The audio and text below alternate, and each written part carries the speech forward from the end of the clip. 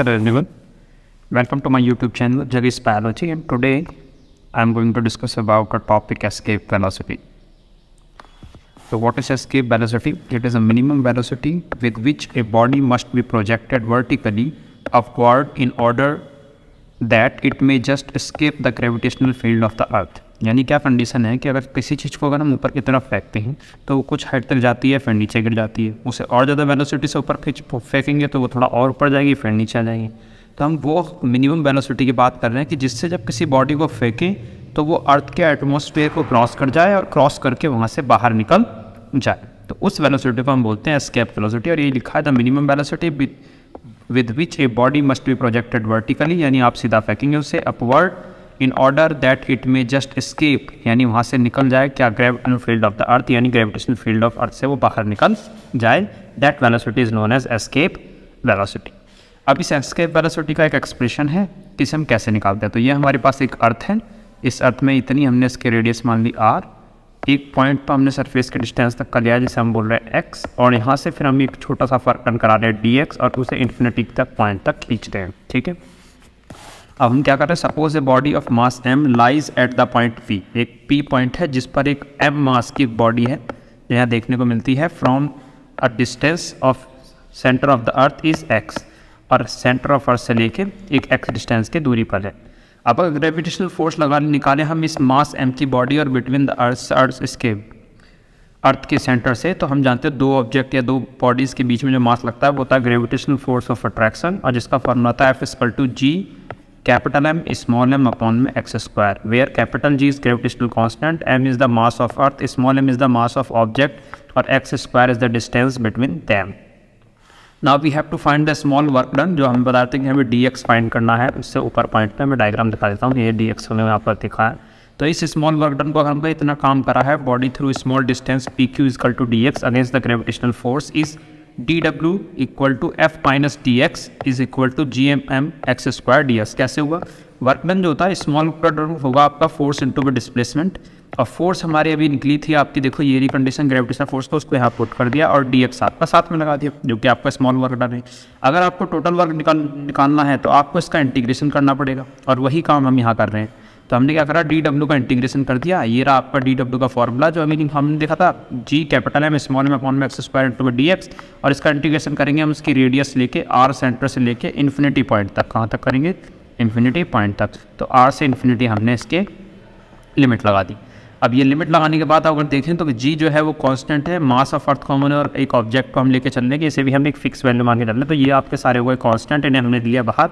आपके पास बचा 1 अपॉन में x स्क्वायर इंटू में dx, और हम जानते हैं किसी x स्क्वायर की या किसी की भी पावर को जब ऊपर ले आते हैं तो वो माइनस में आते हैं, तो ये हो जाएगा x माइनस 2 dx हो जाएगा ये, क्योंकि इसे हम ऊपर ले गए हैं, और इसीलिए आपका ये बचेगा। यानी इंटीग्रेशन हमें किस करना है, x माइनस 2 dx।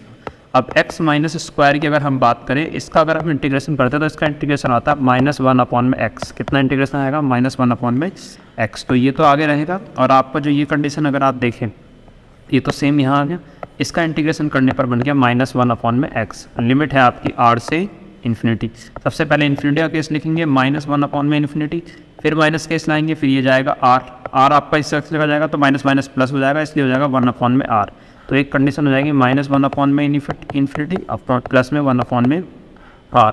अब -1 अपॉन में इन्फिनिटी तो बराबर हो गया 0, क्या हो जाएगा 0।